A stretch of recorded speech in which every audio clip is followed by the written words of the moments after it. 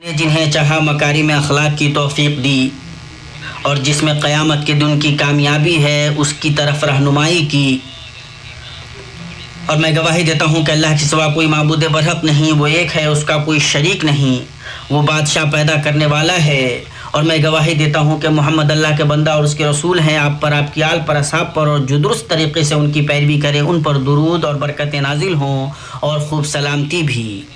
اما بعد، مسلمانوں، قیامت کے دن میزان کے قائم ہونے پر ایمان رکھنے کے عظیم اثرات مرتب ہوتے ہیں، جیسے اللہ عز و جل کے عدل پر یقین اور اس کی معرفت۔ امام ابن ابی العز حنفی شرح عقیدہ طحاویہ میں فرماتے ہیں،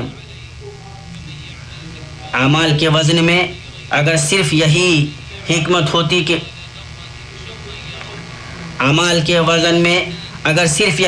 ہوتی کہ تمام بندوں کے لیے اللہ کے عدل کا ظہور ہو تو بھی یہ حکمت بہت تھی، اس لیے کہ اللہ کو سب سے بڑھ کر عذر پسند ہے، اسی لیے اس نے رسولوں کو ڈرانے والا اور خوشخبری سنانے والا بنا کر بھیجا، جبکہ اس کے پیچھے تو ایسی ایسی حکمتیں ہیں جن کی ہمیں خبر نہیں۔ اللہ تبارک و تعالیٰ کا فرمان ہے، پس جس نے ذرہ برابر نیکی کی ہوگی وہ اسے دیکھ لے گا، اور جس نے ذرہ برابر برائی کی ہوگی وہ اسے دیکھ لے گا۔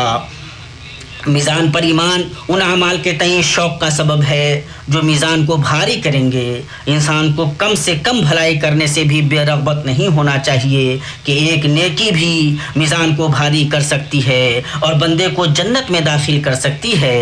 قیامت کے دن کے میدانوں میں بہت سے لوگ جنت اور جہنم کے بیچ کھڑے ہوئے ہوں گے۔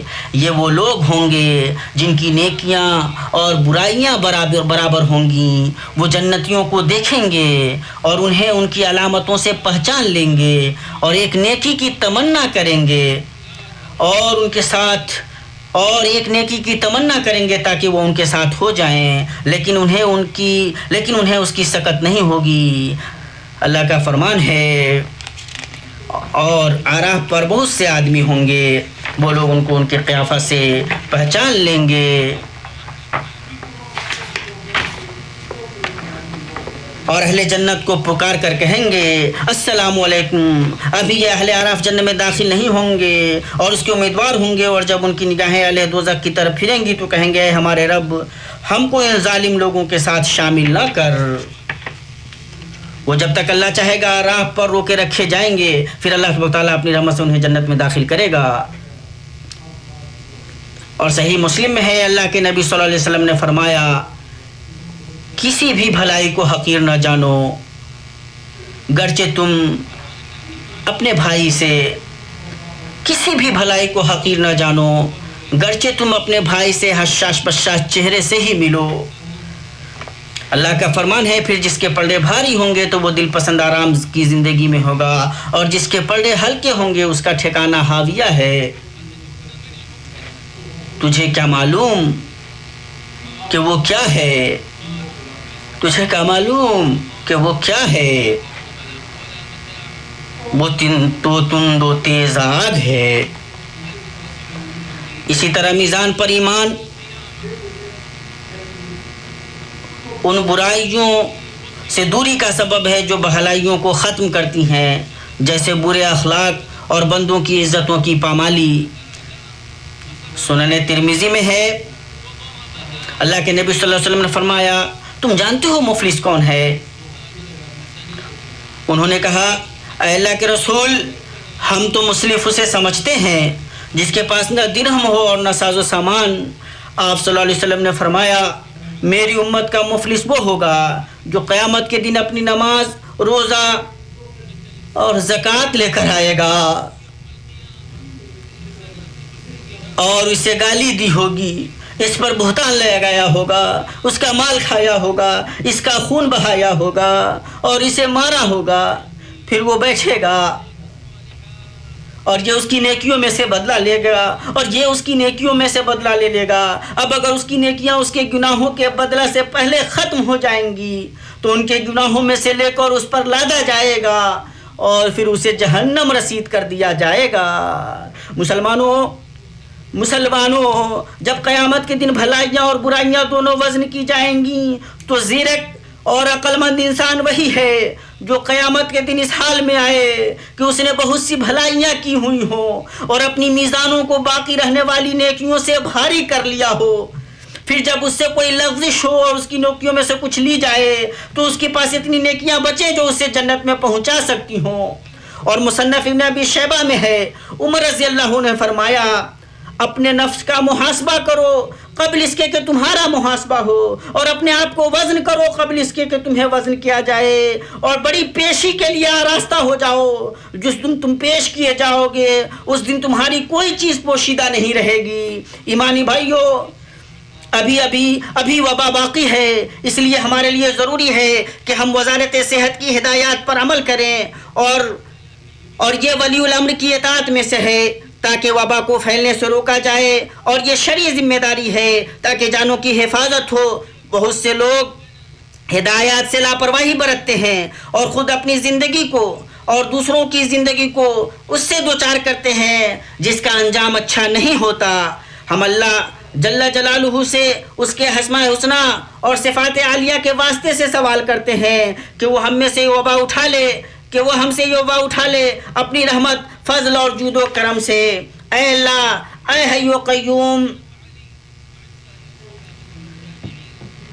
قیوم، ہمارے گناہ معاف فرما، ہمارے عیبوں پر پردہ ڈال، ہمارا حساب آسان کر، ہمیں دائیں ہاتھ میں ہمارے اعمال نامہ دے، ہمارے پلڑے بھاری فرما اور پرصراط پر ہمارے قدم ثابت رکھ۔ اے اللہ، درود سلام نازل فرما محمد، ان کی بیویوں، ان کی ذریت پر، جیسا کہ تو نے درود نازل فرمایا علی ابراہیم پر، اور محمد اور ان کی بیویوں اور ذریت پر برکت نازل فرما جیسا کہ تو نے برکت نازل فرمائی علی ابراہیم پر۔ بلا شبہ تو قابل حمد اور صاحب شوکت ہے، اور اے اللہ تو راضی ہو جا خلفائے راشدین ابو بکر، عمر، عثمان اور علی سے، اور بقیہ تمام صحابہ اور تابعین سے، اور جو تا قیامت درست طریقے سے ان کی پیروی کرے ان سے، اور تو اپنے عفو و کرم اور جود و سخا سے ہم سے بھی راضی ہو جائے ارحم الراحمین۔ اے اللہ، اسلام اور مسلمانوں کو غلبہ عطا کر، اے اللہ اسلام اور مسلمانوں کو غلبہ عطا کر، اے اللہ اسلام اور مسلمانوں کو غلبہ عطا کر۔ اس ملک کو اور بقیہ مسلمانوں کے تمام ملکوں کو پرامن اور پرسکون بنا۔ اے اللہ ذوالجلال والاکرام، ہر جگہ مسلمانوں کے احوال درست فرما۔ اے اللہ، ہم تیرے فضل و احسان اور جود و کرم سے مانگتے ہیں کہ تو ہمیں ہر برائی اور ناپسندہ چیز سے محفوظ رکھ۔ اے اللہ، ہم ناقابل برداشت بلا سے، ہلاکت سے، سوء قضا سے اور ایسی مصیبت سے تیری پناہ چاہتے ہیں جس سے دشمن کو خوش ہونے کا موقع ملے۔ اے اللہ، تو مہنگائی، وبا، ریا، زنا، زلزلہ، آزمائش اور ظاہر و باطن برے فتنوں کو ہم سے دور کر۔ اے اللہ، ہم تجھ سے ہر بھلائی کا سوال کرتے ہیں، دنیا و آخرت میں دونوں کی بھلائی کا، جسے ہم جانتے ہیں اور جسے ہم نہیں جانتے، اور ہم تجھ سے ہر برائی سے پناہ مانگتے ہیں، دنیا و آخرت دونوں کی برائی سے، جسے ہم جانتے ہوں یا نہ جانتے ہوں۔ اے اللہ، ہم تجھ سے جنت مانگتے ہیں۔ اے اللہ، اور ان قول و عمل کا تم سے سوال کرتے ہیں جو جنت سے قریب کریں، اور ہم تجھ سے جہنم سے پناہ مانگتے ہیں، اور ان قول و عمل سے پناہ مانگتے ہیں جو جہنم سے قریب کریں۔ اللہ، تمام معاملات میں ہمارے انجام کو اچھا کر، اور ہمیں دنیا کی رسوائی اور آخرت کے عذاب سے بچا۔ اے اللہ ذوالجلال والاکرام، اے اللہ ہمارے مریضوں کو شفا دے۔ اے اللہ ہمارے کمزوروں کا تو ہو جا۔ اے اللہ ہمارے میت پر رحم فرما۔ اے اللہ خادم حرمین شریفین کو تو اپنی مرضی اور منشا کے مطابق عمل کی توفیق دے، اور انہیں اسلام اور مسلمانوں کی طرف سے بہتر بتا دے۔ اے اللہ انہیں اور ان کے ولی عہد کو، امین ولی عہد کو اس کی توفیق دے جس میں اسلام اور مسلمانوں کی بھلائی ہو۔ اے اللہ مسلمانوں کے تمام سربراہوں کو تو اپنی مرضی اور منشا کے مطابق عمل کی توفیق دے۔ اے اللہ تو اپنے کرم احسان سے ارحم الراحمین، اے اللہ ہمارے ملک کی سرحدوں پر تعینات ہمارے لشکروں کی مدد فرما۔ تیرے سوا کوئی معبود برحق نہیں۔ اے اللہ تیری ذات پاک ہے۔ اے اللہ ہم ہی ظالموں میں سے ہیں۔